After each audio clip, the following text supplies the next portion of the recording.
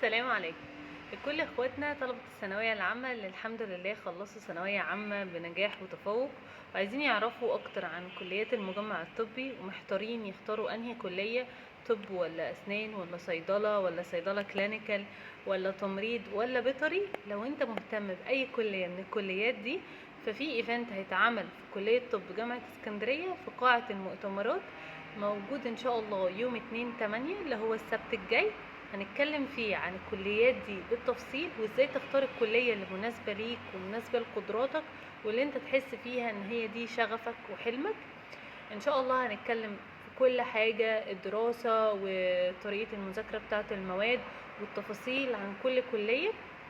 هيبقى موجودين مع بعض يوم السبت، وانا هقدم سيشن كلينيكال في اليوم ده، وهستنى اشوفكم كلكم واسمع كل استفساراتكم واجاوب عليها.